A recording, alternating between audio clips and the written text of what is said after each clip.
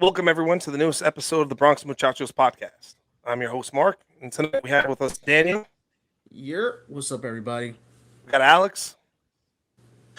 Hello, everybody. How you doing today? And we got David. What's going on, everybody? Welcome back. Please remember to subscribe, rate, like, review on Apple Podcasts, and listen to us on any platform that you get podcasts. And as we are right now, we are live on YouTube as well.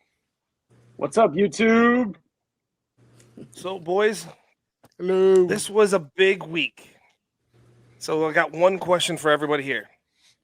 Yes. Who do you think the biggest gangster was in episode 7? We got Boba Fett, we got Mando, or we got Fennec. Who's the biggest gangster of them all?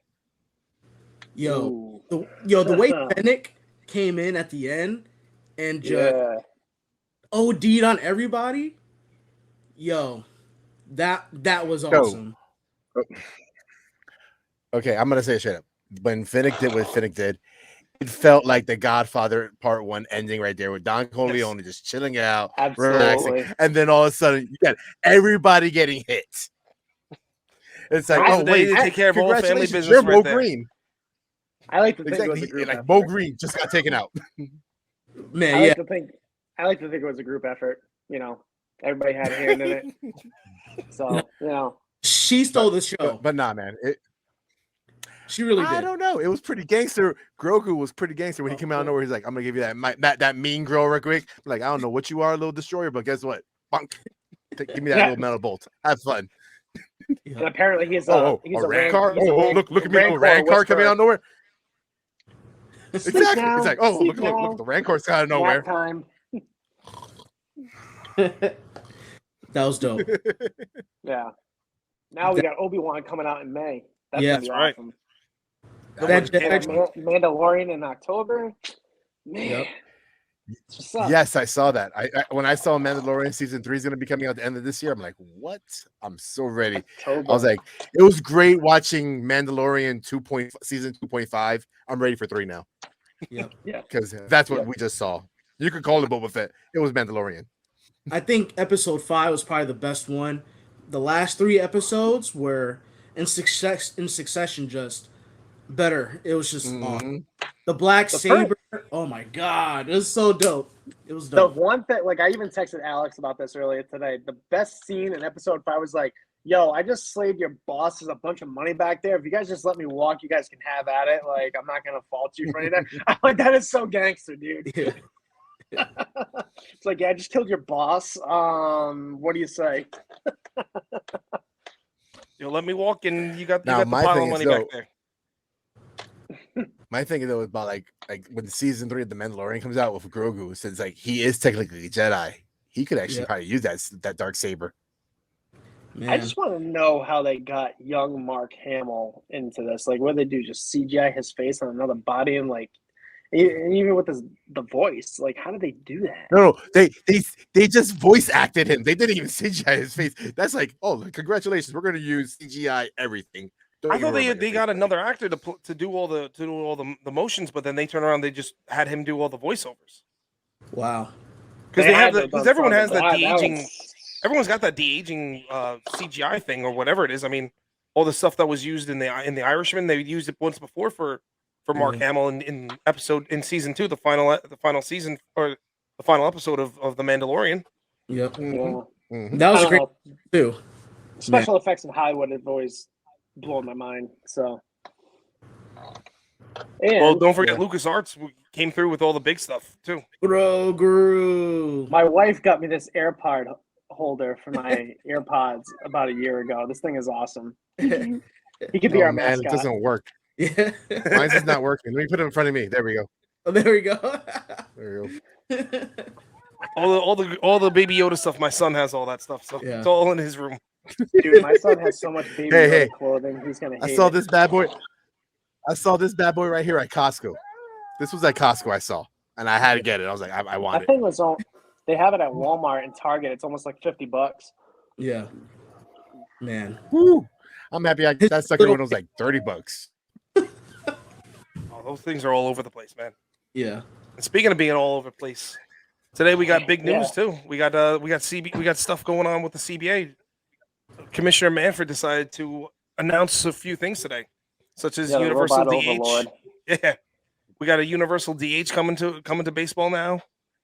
All the draft. There's no more draft pick compensation for signing a free agent anymore.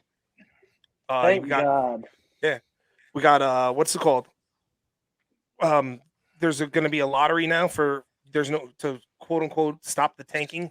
So I think it was the bottom 3 teams are now in a lottery. So you can't be the worst team anymore. You won't get the number 1 pick. So it's like the NBA. I think it's the 25% chance you get it or 33% chance you get it now.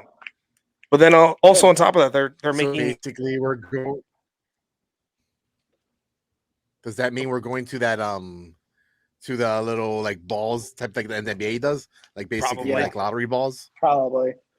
They're probably gonna make a whole spectacle out of it now, like they do in the NBA, and make a big deal out of it. Well, they got to drum up. They got to drum up some business. Well, technically, but then they turn around. They turn around. They said that with the luxury tax, they want to turn around and if you go over the luxury tax, whatever thresholds, they want the penalties to be stiffer for that. So, on one hand, they're saying, "Oh, we want to push forward," but then all the team to actually spend money, they're going to hinder teams from spending money still. So I don't know. It doesn't make sense. I just kind of find it funny. I find it funny because it's like with the lottery balls, then that means we still have the opportunity realistically to get the number 1, the number 2, whatever. It's like, oh well, congratulations, your lottery ball came up. You got the number 1 pick, but we won the World Series. Congratulations, you get the best of both worlds now. No, so it's for the bottom, the 3 worst. There are 3 teams with the worst record. It's not for everybody. So if you make the playoffs, okay. That's my mistake. Then I thought because I know how the NBA. I think they have it like everybody's in there, isn't it? No, everybody. It's for everyone who doesn't make the playoffs. They have I think the NBA's got 30 teams. So like the 14 teams that don't make it, they all getting the ping pong balls in there. Yeah. So for the teams that don't make the playoffs, it's 15 teams. That's why I'm very familiar with this. I'm a Knicks fan, so I know all. All right. I haven't watched the Knicks in so long. Actually, I tried to watch the Knicks the other day against the Lakers. So happy when they were beating them. Then all of a sudden, I would go to sleep, wake up, and they lose again. I'm going, oh, come on. Yeah, it's miserable. It's absolutely miserable. It's almost sadistic. Thank God I'm a Yankees fan. Makes up for it. And baseball's my number 1 sport. But we're not doing that much better. Well, hey man. At least I've seen them win a World Series. Well, 5, but I haven't seen the Knicks in the So the last time they made the finals, I was 10 years old. It was in 2000. So come on, and it was against the Spurs with Tim Duncan, Robinson coming up, Manu Ginobili. Yeah, we weren't winning that. No, Danny, that was the year the Yankees. Ewing had a broken wrist, right? Yeah, something like that. He was hurt. Mm-hmm. Like Danny, you missed out though. Imagine like when Michael Jordan finally retires, the Knicks fans were like, "Yay, he's retired! He's retired!" We get there, we're going against what was it? Olajuwon and Clyde Drexler. Yep. That's 94. Houston 94. And John Starks shot us out of that Houston. Game. 3 for 16. Yes, I know all those threes. Just know that, yeah. It's miserable. That was horrible. Terrible. That was like there. That's what made me like start hating the Knicks, and then it's like okay, Jordan comes back, he retires. I'm like okay, and then it's like let's see what happens, and it's like oh, you can't even beat up the Knicks, the Heat. We don't even care anymore. Facts. 73. You should have put an 8. Manny, you got to put an 8-track up there because that's the 8-tracks I think we're playing back then. Yeah. No, I think cassette tapes were in by the hopefully mid-90s. No, the last time the Knicks won a title was in the 70s, and they had the 8-tracks back then. Yeah, 73. I thought they won the finals in '94. No, that was what we're just talking about. They lost it in '94 to the Rockets. That's when Starks shot us out of the game. Yeah. Well, I grew up a Celtics fan, so I don't know this Knicks Missouri. Jesus. I'm just happy the Rangers at least won in '94. Yeah. Man, what a time to be alive in '94. Because it would have been a great year. Yankees such a great year. It was my last year in New York before I moved down. Wow. It's like I remember the game, the hockey game was like around one of the last days of school. And oh my gosh, we had like some end of the year basically because it was Catholic school, so we had end of the year party and all that kind of stuff. And it was the last. It was, I don't know what game it was, but that final game was playing during that dance. Once the Rangers won, that dance went crazy. Like Catholic schoolgirls just going Catholic schoolgirls. Oh boy. Well, yeah. Speaking of the '90s had some Yankees had some good teams in the '90s. Yeah. So it didn't exactly start off so well in the '90s. So getting into it, 1990, the team finished in 7th place. It was the first last place finish since the 1966 season. They finished 67 and 95.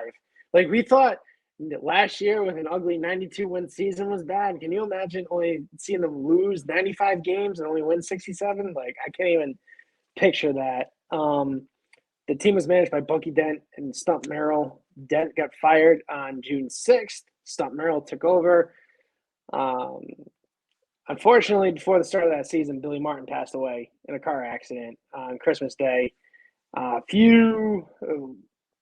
Until we can go and talk about 1990, we got to go back in time a little bit and talk about 1989. There were a few things that happened in 89 that set up the 90 season. One date that should stick out to every Yankees fan is February 17th, 1990. Mariano Rivera signed as an amateur free agent out of Panama that year in 1990.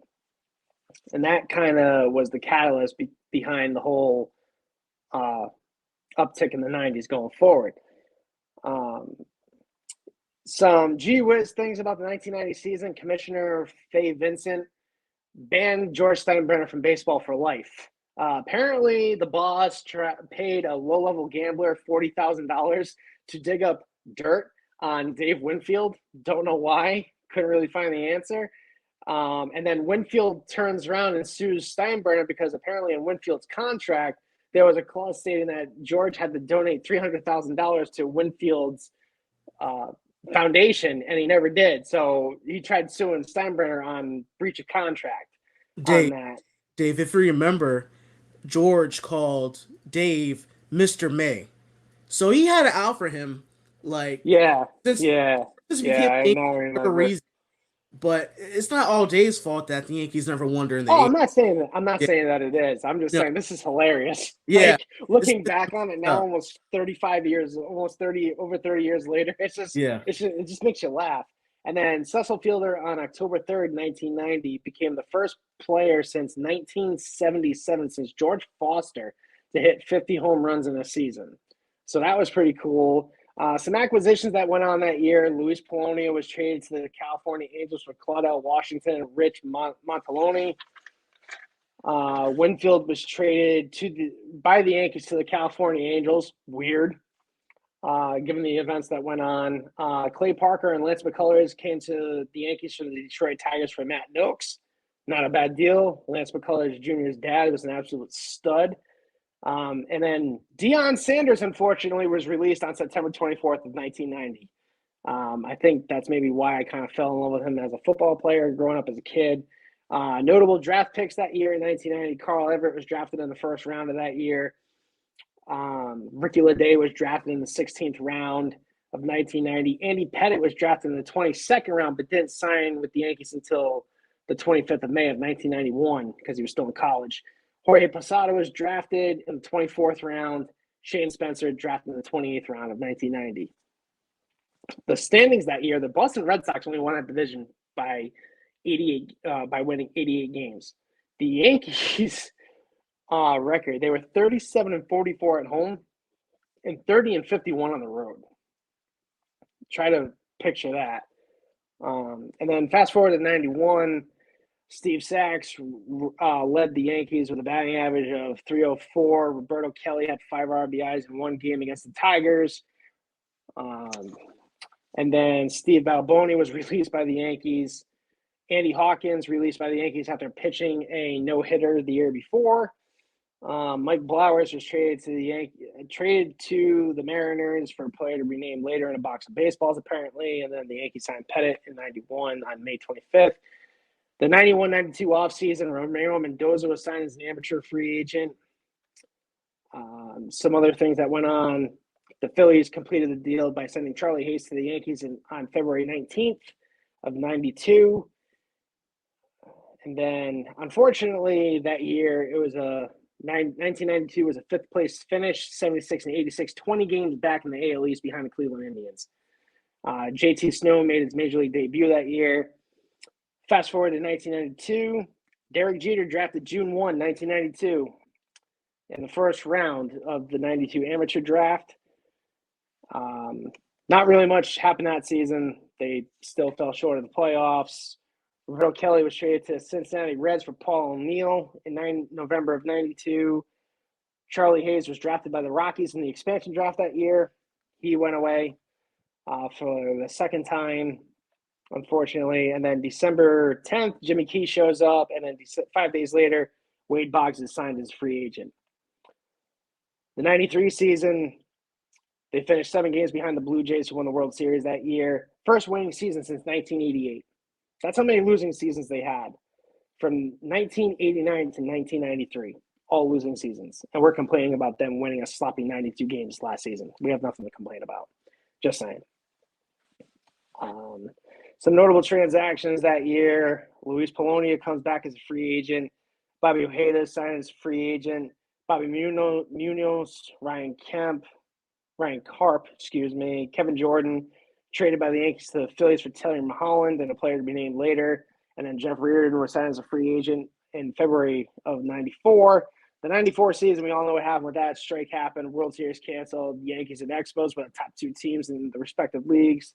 They were supposed to meet that year. The World Series had the season continued. Well, at least that was a projection. 1994 and 1995 was kind of the turning point in the 90s from the dark days to the new glory that was going to happen. December 15th of 94, Tony Fernandez is signed as a free agent. Buck Showalter takes over the team in 1995. They finish in second place with a 79-65 record. First time they've made the postseason since 1981. Then they go and lose to Seattle in the wild card game. That's the end of that. 1995 is when the real noise starts happening. Randy Vardy comes in as a free agent. Darryl Strawberry is signed as a free agent on June 19th of 95. David Cohn is traded to the Yankees on July 28th, 1995, and Luis Polonia is traded away to the Atlanta Braves on August 5th. And a fun fact that I didn't know about 1995, the New York Yankees drafted Dante Culpepper in the 26th round, 730th overall in the amateur draft that year. So not only did we have Dion play for us for a little bit, we actually had Dante Culpepper playing for us too. Hey, we had Elway too as a prospect. Yeah, that's right too. Yeah, and the Expos actually had Tom Brady, and Tom Brady was a catcher. Imagine how that would have worked out. Didn't we also get Russ Westbrook as Westbrook as Russell? He was a Rule 5 draft from the Texas Rangers. Yeah. I don't know what's going on with that, but then the 95 December 7th of 1995, the Yankees make a controversial trade at the time. They send Russ Davis and Sterling Hitchcock to the Seattle Mariners for Tino Martinez, Jeff Nelson, and Jim Messier, which starts the whole merry-go-round of the awesomeness of the 90s. David Cohn resigned as a free agent on December 21st of 95. And then Dwight Gooding is signed as a free agent on February 20th of 96. Joe Torre takes the team over that year from Buck, and they win their first world title since 1978. They went a whole 18 years without winning a World Series to finish the season 92-70, 4 games ahead of the Baltimore Orioles, and won their first division title since 1981. 1996, some acquisitions that happened. In the June draft, Nick Johnson is drafted in the 3rd round, signs June 14th. I had no idea he was drafted in 96. He spent a while in the minors. Darryl Strawberry is purchased from the New York Yankees by the St. Paul Saints. Don't know who they're affiliated with. They're probably part of the independent league. Definitely need to do some more research on what happened with that. Ruben Sierra and Matt Drews traded to the Yankees by the Detroit Tigers for Cecil Fielder. Dave Weathers is shipped off to the Florida Marlins for Mark Hutton. Luis Sojo was selected off waivers from the Mariners. Bob Wickman and Gerald Williams were traded by the Yankees to the Brewers for Graham Lloyd and Ricky Bones. He was the player to be named later that year. And then in 96, the Yankees sent a player to be named later to the Pittsburgh Pirates for Charlie Hayes. 96, 97, you see Clay Bellinger come in. Jim Leyritz gets traded to the Anaheim Angels. Mike Stanton signed as a free agent December of 96. Luis Sojo is brought back as a free agent. 97, they get knocked out of the playoffs by the Cleveland Indians, but no one was beating the Cleveland Indians. They had a young Jarrett Wright. They had a young Bartolo Colon, Charles Nagy, Manny Ramirez, Dave Justice, Kenny Lofton, Sandy Alomar, I believe, was the catcher. That team was just nasty, nasty in the late 90s. Danny, what were you saying? Carlos Baerga. He was Baerga. Yep. So wasn't Albert Bell? Was Albert Bell on that team, or yes. was he over in Baltimore by then? I believe he was still with Cleveland. I think that might have been his last year in Cleveland before he went over to Baltimore. That was Manny Ramirez and Jim Thome, albeit they're both super young. That's a lethal righty-lefty combination. Oh, no doubt, dude. Oh, but just think of it this way: you got Manny, Thome, and then you got Albert Bell. I mean, the three of them stacked right in the middle of your lineup, right there. And then Omar Vizquel at shortstop. God, had a squad. Yeah, they should have won. They should have beat the Marlins that year, but that Marlins squad on the other side of the field was just stupid stacked. Gary Sheffield. You gotta give it away, Huizinga. Kevin Brown, Rob you really gotta give it away. He Wade Huizinga did legitimate what the boss does. He bought his World Series for Florida, and then he's like, "All right, I got it. I'm selling this team. Bye bye." Yeah. Yep. Exactly. Here, let me dang this in front of you for a little bit. Enjoy this winning season. All right, enough. Yeah, it'll be another 6-7 years before they win another one. So yeah, I don't get it. So the 97, still more than the Mets did. Yeah. So they finished that year winning 96 and 66, finishing 2 games behind the Orioles in the American League East. They end up winning the wild card that year. They were the wild card team that year in 97. 97-98 offseason. Hayes is traded again by the Yankees to the San Francisco Giants for Chris Singleton and Alberto Castillo. Scott Brocious is traded by the Oakland A's to the New York Yankees. On November 7th, 1997, Darryl Strawberry is brought back. January 8th of 98, Tim Raines re-signed. January 15th of 98, Chuck Knobloch was traded by the Twins to the Yankees for Brian Buchanan, Christian Guzman, Eric Milton, Danny Mota, and Cash. You know what? We gave the Twins a lot of good prospects there because Christian Guzman became their starting shortstop for a while, and Eric Milton became a pretty decent pitcher for the Twins. So that's not a bad trade. I think that's kind of fair. Chuck Black had a couple good years for us, and that trade kind of makes me look back on that Johan Santana deal where they wanted Juan Rivera, Phil Hughes, and Jabba Chamberlain. And we're all like, no, what are you doing? And it's like, looking back on it, man, it probably would not have been a bad idea. Right. Imagine Johan on those Yankee teams in the mid-2000s. It would have been sick. That trade was actually worth it because if we didn't do that trade, I mean, Chuck, he made his plays for the Yankees. He did what he needed to do for us to win. Well, they needed a second baseman at that time, too. Like, Mariano Duncan was the second baseman for a little bit in 96. And then it was second baseman by committee, you know? Kind of like left field. Left field was a committee, too. Yeah. They didn't know who they were putting in left field at that time. You know, it was flipping a coin. Mariano Duncan. That's all I remember about him. I mean, it's kind of like now, though, if you really think about it, we don't know what to do with our infield at times. We don't know what to do with our outfield at times. Well, you know how many teams would kill to have interchangeable parts in the infield like we do right now? Like, you got LeMahieu who can play every single infield position except shortstop. But he needs to hit again. That's all he needs to do. Yeah. Well, we'll see with a full season with him not having his abdomen torn in half. does. The 98 regular season, we set a record winning 114 to 48. We won overall 126 games that season between the regular season and postseason. Record was set. It would stand until 2001 when the Seattle Mariners went 116 and 46. And then when that other team in Boston won 108 games, they almost tried to do what the Mariners did, but thank God they didn't. The Yankees would go on to win their second World Series in 3 years. David Wells threw a perfect game May 17th of 98 against the Minnesota Twins. Some notable acquisitions that year. Drew Henson, former quarterback of the Dallas Cowboys, drafted by the New York Yankees in the third round of the 98 amateur draft. Probably the most expensive minor league player the Yankees ever played to play AAA baseball. I believe his signing bonus was close to $11 million or something ridiculous. Ken Huckabee came over as a free agent. Dale Swain was released by the Yankees that year. And then I did not know this. Alfonso Soriano was purchased by the New York Yankees from the Hiroshima Toyo Carp in Japan. Soriano was playing baseball in Japan. Yeah. You never knew that? You never knew his story? I had no idea. So in order for Soriano to leave Japan, back then you couldn't the Japanese players if you were under contract. Or I shouldn't say Japanese players. If you were played in Japan, if you were under contract, you had to honor that contract. So what Soriano did was he said, "I'm retiring." So they released him from his contract, and then he came over to the United States and signed.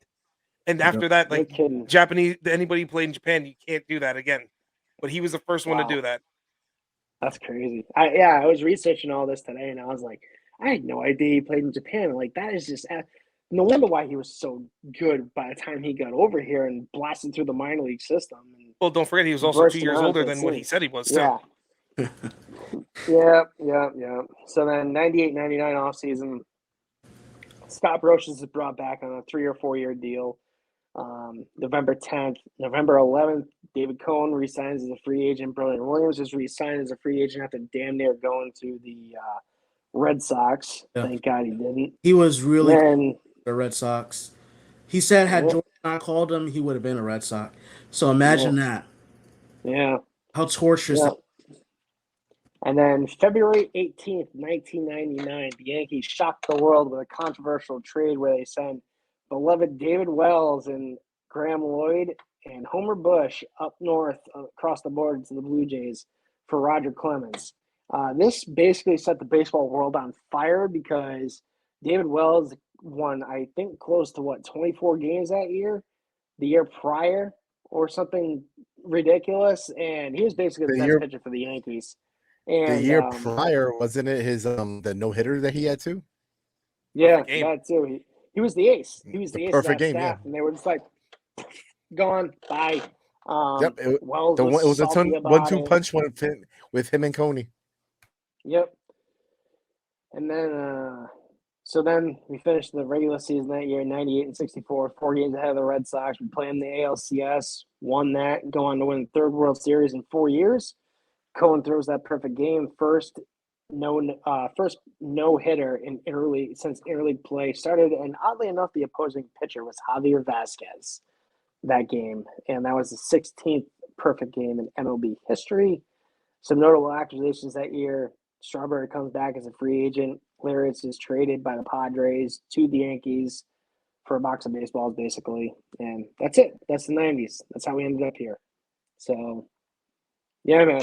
The 90s, it feels like two different eras between, coming off the 80s, going through a bunch of turmoil to turn it around in 3 years' time.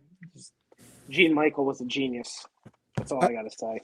I find it interesting how, if you see the blueprint for the teams that are today, the Astros, even though as much as we hate them, they went through their losing period. The Cubs went through their losing period. The Yankees in the late 80s, early 90s went through their period that propulsed them to where we are now. And I'm curious to know, like, is winning becoming such a priority that we're not moving forward? Are we stagnant? I feel like with the past couple of years, it is. It's obviously not a priority.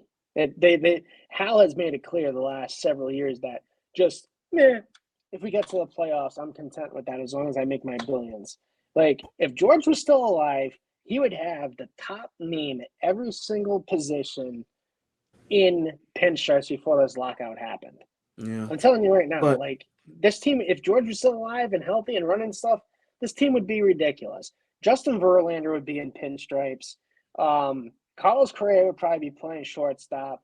You would probably have some, I forget who the big name outfielders were this year, but this team would look completely different.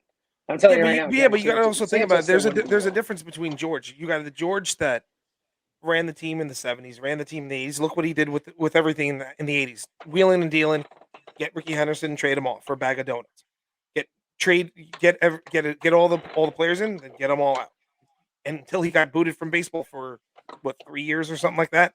And then there was actually a story that I read that they were wanting to trade Rivera and Jeter to the Mariners. Yeah, I've heard that. Well, definitely Rivera was going to go there. And they wanted to bring it. They said if George was still in baseball, that the trade probably would have happened. Rivera would probably be playing for the Seattle Mariners. And Jeter would not have been starting that season in the 96 season. He wouldn't have started because the deal would have been brought in 95. But his first for a cup of coffee. If he had a cup of coffee in 95, but he wasn't going to be the starting shortstop because they didn't believe that he could handle the everyday shortstop role. They were going to go to the Mariners to get a shortstop from the Mariners to take over until they felt Jeter was ready. But everyone walked Steinbrenner off that ledge, and look what happened for the team at that point, and for the organization for that matter. Yep. Yeah, man. Crazy things could have happened had George still been around in baseball. So. Yeah, but don't forget the 2000s. George all the late 90s teams, right? George can't take credit for that. Everyone gave the credit to Stick, that he drafted the main parts of those teams. So George got pissed. So that's why Matsui was signed. That's why Giambi was brought in here. That's why the A-Rod deal, the Sheffield, and then on and on and on and on. Kevin Brown was brought in as well. And actually, when Sheffield was brought in, Brian Cashman already had a deal done with Vlad Guerrero. Oh, my God. And then George said, nope, F that. I'm bringing in Sheffield. Just to trade him 2 years later. Vladdy Jr. will be a Yankee. Imagine that. Oh, who knows? If they didn't have the draft pick compensation attached to signing free agents, Mike Trout would be a Yankee right now, too. Yep. Because that draft pick comp that went to the Angels when we signed Teixeira became Mike Trout. I think it would be a really good thing for like the middle class player without the draft pick compensation, because now teams don't have an excuse to sign a guy like I'll just throw a name out there, like a DJ LeMahieu, right? Or somebody that doesn't get the qualifying offer or anything like that. Those middle tier guys are gonna get an opportunity to actually make some money. So I see that as a real big win for the players' union. They're gonna get some money, but they're not gonna get top dollar, because then there's still all those penalties, even stricter penalties now that the owners want if you go over the luxury tax. So the middle class players are still gonna get hammered down for it, because the top guys are always gonna get their money, but the middle guys are gonna go, well, we can't now go past, say it's gonna be 245, right? That's the number the union keeps throwing out there. So if you go past 245, you get hammered by 35%. Every dollar spent over that. Owners aren't going to go over that anymore. They're not going to go, why am I going to give the Rays and the Marlins that money when they don't spend the money to begin with? Why am I going to give them that money? And that means that everyone else won't get paid. Yeah, but dude, I even talked about it on our second episode that they went over the luxury tax this year. They could sign Freeman, sign Correa, extend Judge. They're only paying tax on $38 million. That's $16 million. You mean to tell me that $16 million going to the Tampa Bay Rays is going to flip the table and tip the scales? Come on. Well, the long-term effects on all that, it also has to do with international money too. Because listen, as well as I do, Cashman loves his international money. And we talked about it in the past that we know that who the next dominoes to fall is. We had the Cuban guy Brandon. He's going to come over to this team, and he wants to play here. He's nothing but decked out in Yankee gear for the past year. and it's going to be nothing but Yankee year here for another year. So even Antonio Gomez, man, watching him on Twitter and hearing him on some other podcasts, dude, this kid is all about. He said on the Designated Spitters podcast, shout out to them, by the way. They interviewed Gomez, and he was like, yeah, they asked him, like, hey, Anthony, like, what do you want to do in your first 10 years? He's like, if I play 10 years in the major leagues, I want 10 rings. I was like, I'm sold. Get him up here now. Get rid of Sanchez. Just have him bypass AA and AAA and just get him here now, please. Because that's the mentality we need at this level. Mentality goes a long way in baseball. It really does. I feel like that's, what did Yogi Berra say? Baseball is 90% mental, and what was it, 50%? Whatever Yogi's quote is. 90% mental, 50% of the time, or something like that. Yeah, something like that. It really is. And growing up playing, you really see that. You really, really, really do see that. The guys who are at the top of the game just have this really positive attitude that they're gonna get the job done. So I really hope Antonio brings that mentality and dominates on the field, because he has a cannon of an arm. So we're just waiting for that bat to come around. Dude, there are so many good prospects in our minor league system that I am just like ready to kick the entire major league roster to the curb, with the exception of like Garrett Cole, Aaron Judge, Luis Severino, and I am perfectly content with the Waldichucks of the world, the Wisniewskis, the Gomezes, like people like that. I'm just ready to just kick all these guys to the curb and just bring up all these young studs that we got floating around in the minor leagues. Lockridge, another one. That brings me to the question: should we break it down? Like, if we want to win a championship, I feel like we have championship caliber players right now, but should we break it down? I don't know. It's a tough decision. It's getting to that point. Well, you can have championship caliber players, but they might not gel together. I mean, look at the big deficiencies on this team. Everyone says the same thing: too right-handed, too many strikeouts, it's an all or nothing type of lineup, not very athletic. If it's not going to be an athletic team, get rid of the problems and bring in the athletic kids. We have kids that can steal bases, which at some point that's going to come back around. Like, batting average is going to come back. Everyone's not going to go just for the home runs, especially with baseballs being tampered with all the time by the MLB. You have to have guys that can hit from both sides of the plate, or if not, being left-handed, and they can be slap hitters that can to beat these shifts. They don't have to go, pull happy all the time.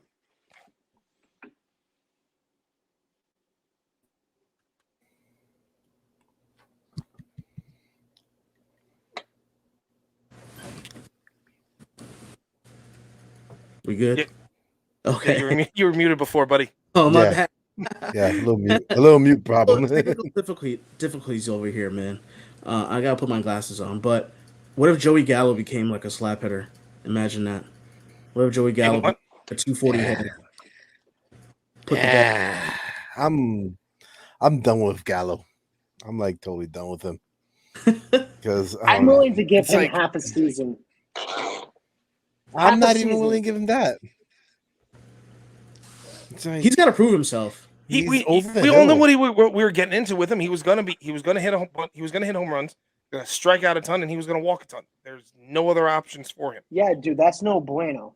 No, that's what I said. That's why it was never. That's the rest of I was never. I would love the Rizzo deal more than I love the Gallo deal. Anthony Rizzo. Yeah. I mean, listen, they're both Gold Glovers, but Anthony Rizzo can hit the ball and can beat the shift. Doesn't have to hit nothing but home runs, and he's a true leader in that clubhouse. Mm-hmm. They didn't need to get Gallo. All they needed to do is DFA someone off the 40-man roster and bring up someone like Brandon Lockridge or some other stud outfielder they got down there in AA or AAA. Like, yeah, but this is the Yankees. I mean, they also don't trust any of their youngsters. That's the other. That's part of the problem. So the only good thing about Joey Gallo was that last year he was clutch, and what I mean by clutch, it was for a very short period of time. There were 5 games that he impacted.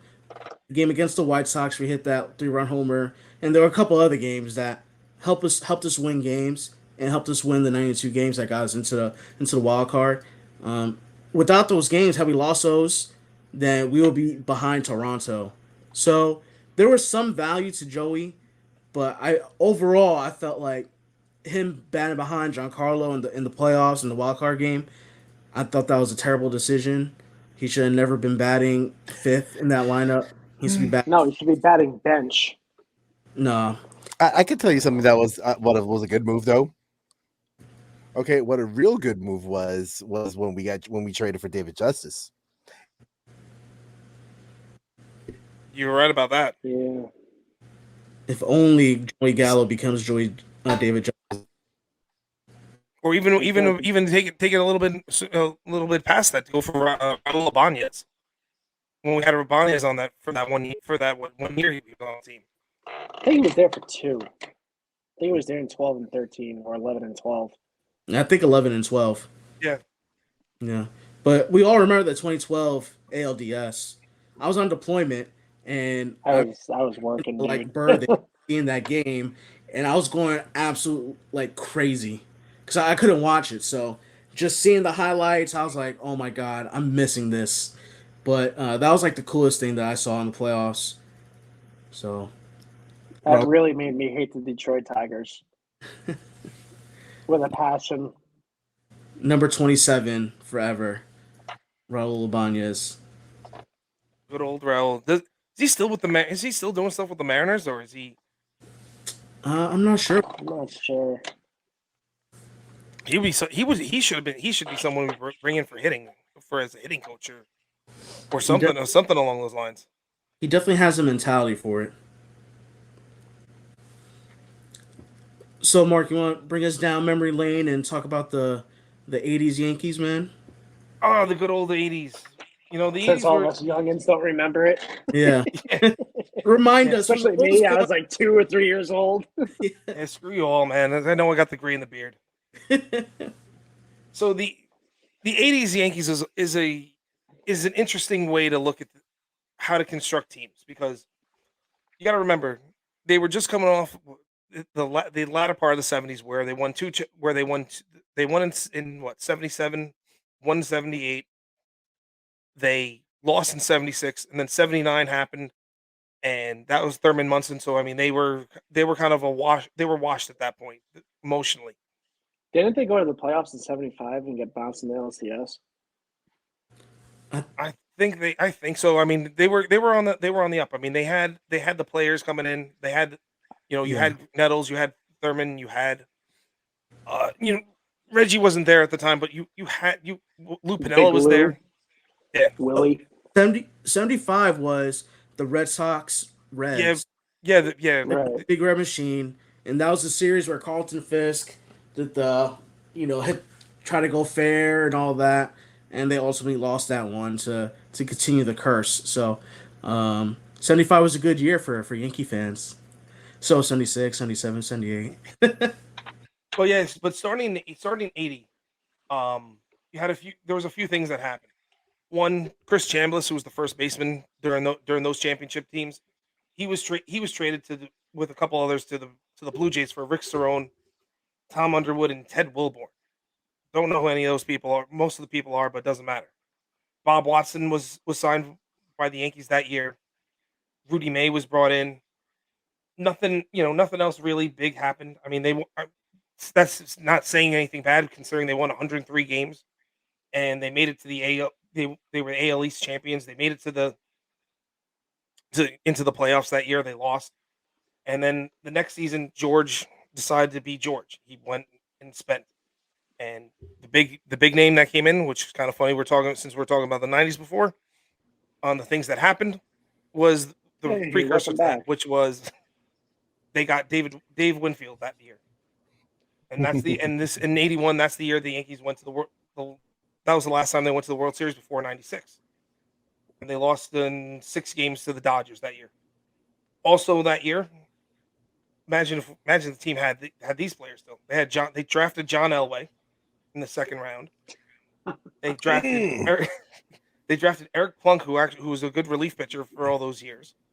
And we drafted Fred McGriff that year too. Wow. You know what? On the John Elway one, I gotta say this though. we might have won a World Series because you know what? He didn't win anything in Denver back then. Yeah, well, he ended up winning in the last 2 years of his career. He won 2 straight Super Bowls. He went to 4. Oh wow, last 2 years. If he would have been a Yankee, he would also probably stayed a little longer and won more. He was an outfielder, right? Yes, he was an outfielder. Wait, so I'm actually glad that I got rid of Fred McGriff because Donnie Baseball dominated throughout the '80s. So, you know, yeah, but at that point, don't forget there was a DH. You could have thrown one of them at a DH. Man, Fred McGriff could play first though. He could pick it, but Donnie was a Gold Glover. So. Oh yeah, no, Fred McGriff could pick it, but you could also then at some point put Fred McGriff in the outfield too, or try to teach him the outfield. I mean, he was young, and if you drafted him, he was young enough that you could kind of start moving pieces around. Yeah. So then after 81, everything kind of started falling apart. 82, Yankees went 79 and 83. They started getting rid of some people. John Elway was playing single A ball then before he got drafted. Back then, you can sign a minor. You could play in the minor leagues while still in college. As long as you never played in a professional game, that's the things that changed along the way. That's why, Drew Henson's, your Tom Brady's, all those guys that they would come and play, and they played all the summer long, and then they'd report back to college. Well, that year, Yankees got Ken Griffey Sr. from the Reds. Yeah. And really, there was nothing, they let Reggie Jackson go in 82 after the 81 season. So yeah. He kind of, George Steinbrenner always said that was his biggest mistake, was never re-signing Reggie. He thought Reggie was over the hill, and 35, 36, I mean, he kind of was, but he still had a little juice left in his bat. That year, 82 was also kind of breaking everything down too. Bucky Dent was traded. Tommy John was traded off the team. Bob Watson who we got signed, was traded off the team as well. The draft, you thought the 81 draft was good. Listen to the 82 draft you had. But Yankees drafted in the second round Bo Jackson, who never signed. Refused to sign there. Dan Pasquale was drafted in the third round. B.J. Surhoff was drafted in the fifth round. So I mean, they started picking up some guys. They started drafting even though they couldn't sign them, and that could be just the thing about George playing New York. That's partially part of the things where, can you handle New York, and then could you handle George Steinbrenner? So I mean, you had a double-edged sword right there. For the 83 season, you signed Don Baylor. Bob Meacham was there. They got rid of Lee Mazzilli. The season wasn't the 91-71 that year, so it wasn't a whole loss. That was also if I'm not mistaken, that was the Pine Tar game too with George Brett. Everyone remembers that. Billy Martin come up there saying, "No, the Pine Tar's too high up there." George Brett going bonkers. So, that was one of the coolest moments in baseball history. Didn't they end up reversing the game though? Yes. Yeah. And then he hit a homer off of Goose Gossage again, right? Or something like that. He got a big hit. Yeah. Man, what a time to be alive. Those were good times back then. I was young, but it's still good times. Then you got 80. Then you got in the 80. We're now in the 84 season. Steve Alboni was traded away. You got Tim Belcher was traded away. Or excuse me, he was drafted by the Yankees. I'm sorry, not traded away. Greg Nettles was traded by the Yankees to the Padres. I think, and if I'm not mistaken, this is the first year that Donnie Baseball was playing first base for the Yankees. So then that started his run for the next 11, 12 years for him there. And the Yankees wound up being they had a winning season, 87-75 that year, but they're kind of starting to go into the middle ground. They're not really asserting themselves. They're not really being the Yankees that we all grew up and really knew, but they're just kind of what we kind of see what we're going right now. They're doing well enough, but they're not overachieving. They're not going to the places that they need to go to. Hey, Mark, real quick about Reggie Jackson. In 1982 was his age 36 season with the California Angels. 153 games, 39 home runs, 101 RBIs, Only struck out 156 times in his 275 batting average. Not too bad for being washed up. Yeah. Well, like I said, that's why George always said that was the worst mistake he ever made. What an idiot. So then in the 85 team wasn't bad at all. They finished 2 games behind the Toronto Blue Jays. They went 97-64. You know, they had Jimmy Leyritz was signed by them as an amateur free agent. They signed Bernie Williams that year. The team had some people on there. You had Donnie Baseball and Mike Pagliarulo both at the corners. Willie Randolph was still on the team. You had Ken Griffey in the outfield. You had Ricky Henderson in the outfield. Dave Winfield in the outfield. That's not a bad outfield at all. Yogi Berra and Billy Martin were managing the team then. Billy Martin fired yet again, one of his many fires. Dave Righetti was still there. I mean, Ron Guidry was kind of at the end of his career at that point as well. So I mean, they're still holding on. They're still not really making the moves, and it's not really like the George Steinbrenner moves that we all expected was happening. You know, and then come the 86 team, Bob Green was signed, Bob Guerin was signed. One thing about the 85 team, Mark, I just want to point out, Donnie Baseball had 146 ribbies. Yes. 146 ribbies.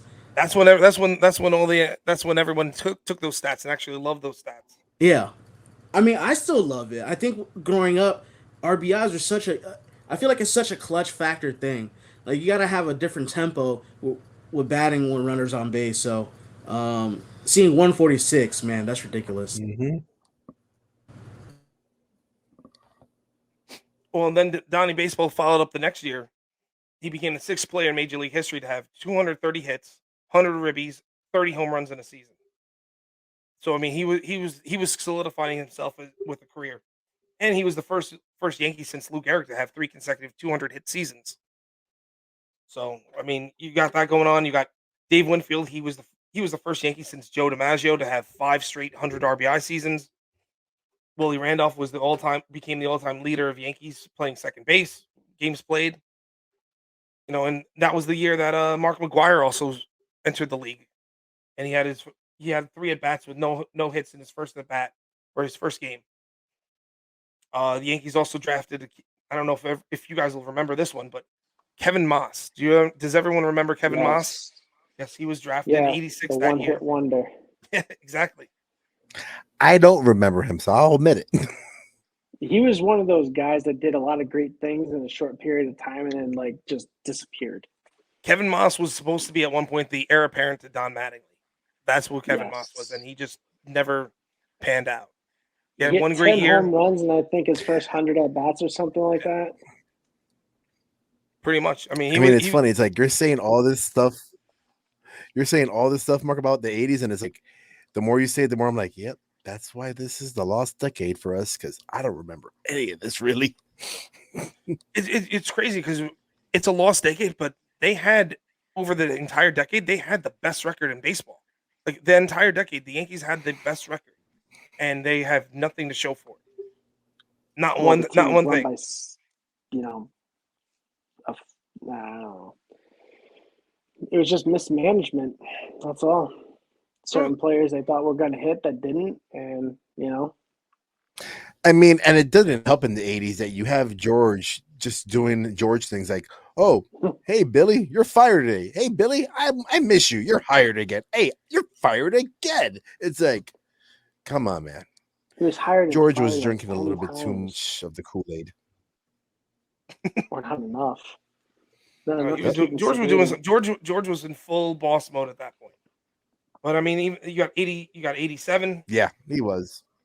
I mean, Yankees had Doug Draybeck. Remember Doug Draybeck? They traded him to the Pittsburgh Pirates. I mean, there were so many players that the Yankees had at one point, especially coming in the 80s, that they just traded off thinking, let me get the big. George wanted the big star, and they traded off the guys that became the stars. Yeah, and it just really kind of put them in that cycle of we're good, but we're not good enough, and then it's gonna happen. Things are gonna happen, and boom, it Hey, doesn't it happen. kind of sounds familiar where we're at right now. Weird how that's what I'm saying. It's history repeating itself right now. Yeah. I mean, the Yankees in '87, they were 89 and 73. And it's like Mark, you said at one point that Ken Griffey was actually senior was it the Yankees, right? Mm-hmm. Yes. So it's like, think about it. That's basically the reason why Junior never then went to the Yankees.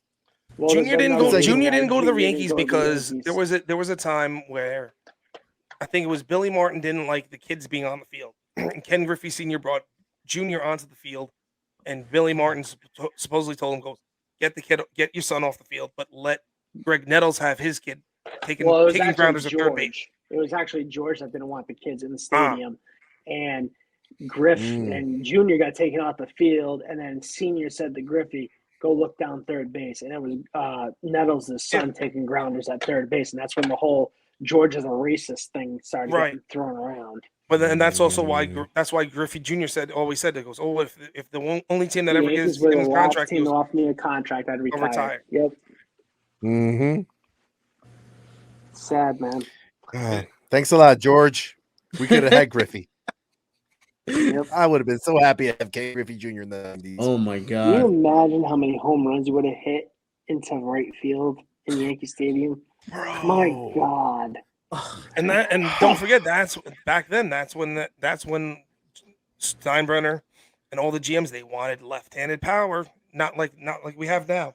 Griffey probably would have broken Aaron's record had he played a game. He would have broken so many records. 20 years of Ken Griffey Jr. Stadium. Oh my gosh. Oh my! Especially coming up at 19 years old. He came up at 19. But, just think of it this way. Griffey was Junior was he was my favorite player. Like, yes, he was a Yankee, but he in the 90s, I don't know who did not love Ken Griffey Jr. Mm-hmm. Oh, everyone did, man. The hat backwards, the swag. He was him and Ricky and Dion were the ones who came up with swag before everybody else did. Yep. Especially Ricky. Ricky would turn around popping collars everywhere he went. Exactly. I love Ricky. Oh, heck, I remember. I legitimately bought a Seattle Mariners Ken Griffey Jr. jersey just because it was Griffey. I was like, I want it. I don't care. It might not be Yankees, but I want that jersey. Yeah. I don't know if you guys remember this, but you ever watch whenever Ricky Henderson would catch a fly ball? He wouldn't just do everything, but he would do it. He would do this and slap it and slap his legs afterwards, and just come strutting in with it. Man, he was the epitome of what swag is, and Griffey just took that and just brought it to a whole nother level. Yep. But then and then like I said, we're going over to the 80s now. We're still in the 80s. 85. I'm sorry, 88. They were 85 and 76. Like I said, there's nothing going on at that point, and then obviously going to the 89 season, which was a true disaster of a season. They were 70, like we said, 74, 80, and 87. And that's when a lot of things happened. Ricky Henderson was traded off to Oakland for Eric Plunk, who they had at one point Luis Polonia. Mike Pagliarulo was traded to San Diego. Goose Gossage was left and then came back. I mean, that 89 team was really the beginning of the end for a few years for them. So I mean, in a decade that started out really good, they just went and became a middle of the road organization during the 80s. Man, it's good going back down in history and kind of seeing how everything went, but there's a lot of correlation with today, and I think it's lessons to be learned. It's actually really funny, because just think about it. Everyone always says, "Oh, you can learn from history. You can learn from history." But it seems like us as Yankees fans, we don't try to learn from history too much. We don't really learn too much from our history, and it's like if we don't learn from it soon, it's just like the saying goes: history's going to repeat itself. And when it repeats itself, you don't want to be on the wrong side of history. No.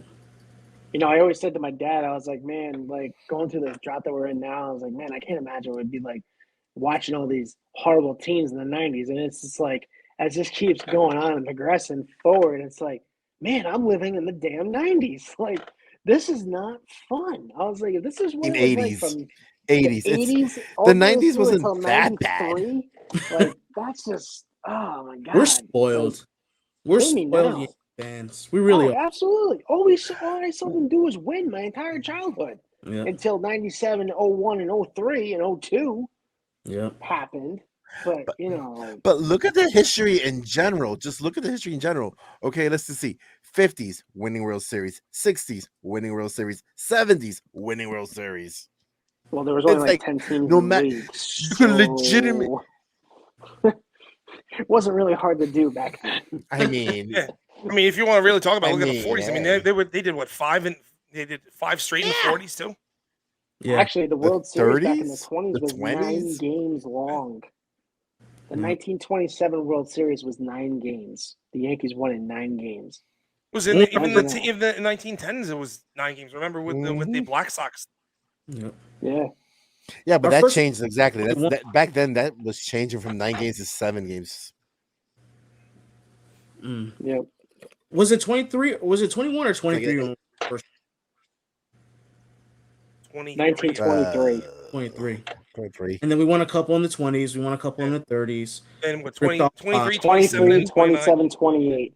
Yeah. Oh, it was 28, not 29. Yeah, 2017 was the Murderers Row. And then 32, Yep. 36, 38. And then they won 5 straight from the late 40s into the 50s, won in 60 and 61. And then didn't win again until 77. Yeah. Well, come the 50s, I mean, you couldn't go to the World Series unless you went through New York. I mean, between the Yankees, it was Brooklyn, and then you had the Giants too. I mean, one of those teams was always in the World Series. Yeah, exactly. The Cardinals, it was either the Cardinals, Giants, Dodgers, or Yankees, or Cubs. Yeah. So basically, it was always us and whoever else was in the National League. Yeah, the Cubs were actually good back then. It's just that because they were getting cursed by that cat still though. The Cats, I know we're okay. The last time the Cubs had even been to the World Series was when they lost to the Yankees in 30. So when the Yankees beat them in 32, that was the last time the Cubs had actually gone to the World Series. Yeah. Yeah, that was the cold home run by Babe. The called shot. Yep. Called shot. And then the Cubs were flirting again in 84 when they lost to the Padres. I remember that part, but before that, I was like, I don't remember anything else with the Cubs in between 32 and 84, which is depressing. Holy cow. And they still had a romping fan base. Good for them. 108 years. And they still have a great fan base. Like, that fan base is probably one of the most loyal fan bases out there. Well, the last time they won a World Series was 100 years. Was in 1908. Yeah. So for them to win in 16, I mean, to have loyal fans for 108 years, I mean, good for you. Yeah. Oh yeah, Northsiders, man, they love their Cubs just like the Southsiders. I mean, the White Sox had the White Sox hadn't won in forever too when they won in 2004, I think it was. 2005. 2005 when they won back then. I mean, they hadn't won in up until then. They hadn't won since 1909. Yeah, 1909. Man. Shoeless Joe Jackson when they were accused of throwing games, and it turned out that they didn't. Let's just hope that the Yankees win before we each turn 50. Mark, you have a little bit. I got a little bit of time left on me. Yeah, a little bit, but man, you hold your tongue. I'll be 36 in October, man. If they don't win until I'm 50, man, you might see me find the tallest built. No, again. All our kids are gonna be. If they don't win. We know. Don't worry, Dave. Don't worry. We know for a fact if they don't win by the time you're 50, you'll probably be joining with every other Boston team out there. You'll be a Red Sox fan. No, hell no, dude. I will light myself on fire before I become aRed Sox fan. You know, I was happy for him in 04. Oh, come on, you're already a Celtics, Patriots. Oh no, well, you know where he lives right now, he might as well be an Atlanta Braves fan over there too. Yeah, that is true. No, bro. He is in that southern of Georgia life now. No. I'm not trading my pinstripes, right? Real Yankees fans, not just like these for no reason. All right. We got to win another one in our lifetimes, hopefully. So gotta win a few more. I don't plan on picking the book anytime soon. We have to. May not be this. We all need to call. We all need to become 100 years old and call whatever the Michael K show is. Then maybe it'll be the Eli Fishman show or something like that. We'd be calling up, and we'd be like, "I've been a Yankee fan since 1994," type stuff. Hey, at least if it's the Eli Fishman show, you're like, "Yo, we know him." Yeah, Eli. We met him when he was 18. We're all in our wheelchairs in our nursing homes. Oh man! All right, Dave. So this week on the polls, let's you want to take us through that, man? Yeah, sure. Let's get them up. Yeah, what's up with them polls? What's up with them good old polls that we have? You have a couple, I think we did what, 3, 4 of them this week? Something like that.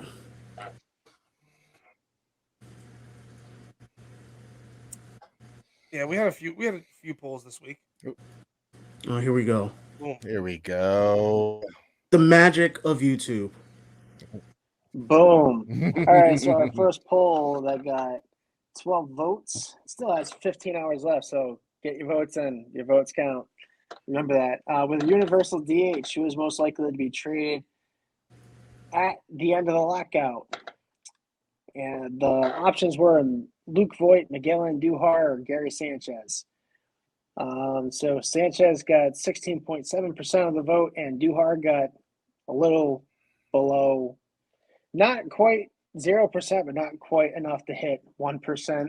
I mean, the number says 0, sir. Sir, the number says 0. But look, like you got Sanchez at 16.7, and then you got Voit at 83.3. So congratulations to Luke Voit. It looks like you're getting paid when the lockout is over. Love you, my dude, but apparently peace. Yankees universe thinks you need to leave.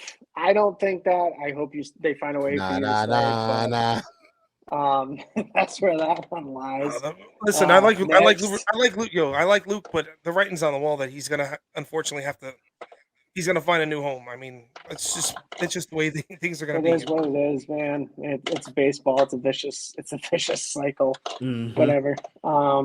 Who should be left out of the Matt Olson trade? Ooh, and I'm going with all of these options because I don't think any of them are any good. So the options were Oswaldo Peraza, Austin Wells, Anthony Volpe, Everson Pereira. So Peraza got 12.5% of the vote. Austin Wells 12.5%. Oh, Wells and Peraza are at a tie. Anthony Volpe wins at 75% with 8 people participating. If anything, if there was a trade for Olson, I think I'd be okay with watching Wells get shipped off, maybe a low-grade pitcher, and then a combination of Andujar, Voit, or Urshela in that one. If they were going to go that route, I still think signing Freddie Freeman is the easier way to go, but not my money. Yeah, but we'll see what happens. I don't think Oaks want anybody that's arbitration eligible. So that means guys like Voit, Andujar, Gio are kind of but Voigt's still got 3 years of arbitration though, bro. Yeah, they don't want to pay nobody. They don't want to pay anybody, especially with the new. They got a brand new stadium they're trying to build. They're not going to take on any debt. Yeah, I mean they're Urshela's making $16.7 million. Voigt's not making that much. Urshela's making 16. 16 or 6? Oh, I thought it was 16. I was like, wow. But I'm sick and tired of seeing Luis Hill's name attached to. You want a pitcher? Cool. Here's Yandris Gomez. Kick rocks. You're not getting Luis Hill or Albert Abreu. If it comes to Matt Olson, we're gonna have to give up somebody. And I'd give up Abreu if we keep Medina. Oh yeah, I'd be okay with that. Albert Abreu, you mean? Yeah. Okay, that's fine. I'll give up any pitcher in our system with the exception of I'm not giving up Wisniewski. I'm not giving up Waldichuk. I'm not giving up Medina. No, I'm good. I'm good giving Schmidt. I'll send Schmidt out too. I Clark think Schmidt's Schmidt, yes, absolutely. Yep. The only two players I wouldn't send in the Matt Olson deal. That's Volpe and Dominguez. Everybody else's game. I agree. Yeah, 100%. Yeah. So which player? So trivia question for everybody this week. Which player led the Yankees in WAR, wins above replacement, in 2021? Options were Giancarlo Stanton, Aaron Judge, Garrett Cole, Jordan Montgomery. So congratulations to those of you that voted for Aaron Judge. You got it right. You know, I do Ding, ding, believe ding, ding, ding. Stanton was a close second, but yeah, the other two definitely not anywhere close. So it was Judge with 6.1, Giancarlo 5.6, Garrett actually came at 5.9, and Jordan was fourth on the team with 3.4. So Jordan had a really good year, man. He really did. They just couldn't score any runs for him. That was the problem. I felt bad for the guy going out there every 5 days, and they can't score runs, and they go and score 12 for, you know, Nestor Cortez and Tyone and Cole, and he's just sitting there like, yo, like, where are my runs? runs? Throwing me some love. Like, you know, I felt bad for him. It's all that soft contact, man. He gives up a lot of soft contact, Jordan Montgomery. Yep, that's why you need to have a solid infield. Yep. Trevor Story. Pitchers like that. Dude, Freddie can you Freeman. get off that kick, man? It's all about Oswald Peraza. We all know this. Just accept him as your Lord and Savior for 2022 at shortstop and just get over it. Now remember, David is the vice president of the Oswald Peraza fan club, just so everyone knows. Right. No, I am the president. Oh, he's upgraded himself. Of the Oswald Peraza fan club. I'm right there with Trevor Story, man. And the founder? What to be right? Are you also the founder too? Yes, and the founder. Yes, I'm the founder. Yeah. And I think that's all we got for Polls of the Week. So. It was a short week. Yeah, for don't the worry. This week. I'm with Danny though. I'm going to be with Danny on that Trevor Story fit bandwagon. So don't worry. There's two people over there. Yeah, but you know the problem is Trevor Story straight up is saying he's not moving on. He doesn't want to move off shortstop green screen. So here, there's my fist there. Then he can kick rocks. Sign him on a short-term IAV. Have fun playing in Philadelphia. You know. Yeah. No. That's gonna be Correa. That's gonna be your boy Correa that you want so badly. He'll be playing over there. I think Correa goes to the Dodgers or the Cardinals. I got a sneaking suspicion he goes to either St. Louis or LA. Who, Correa? Mm-hmm.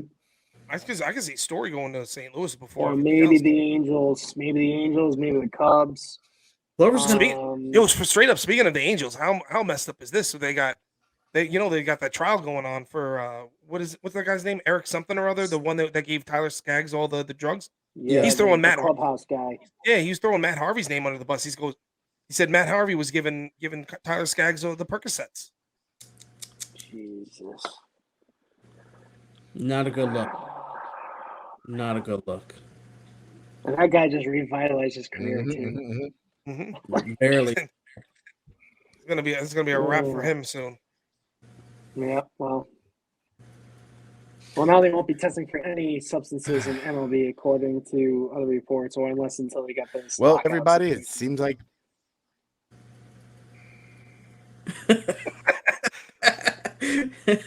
I gotta love being live. Whoops. Flag. It's a whoopsie flag now. Throw at you. That's all I was saying. Technical difficulties, everybody on YouTube that's seeing this. Hope you're having fun seeing it. Thank you for listening to our show and watching us on YouTube. Please remember, follow us on Instagram, Twitter, Facebook, LinkedIn, every link tree, whatever you want. You can find us in everything. All right, we're even on YouTube now, as you can see. Everybody, have a great week. Everybody did well. We will see you next week. Later, everyone.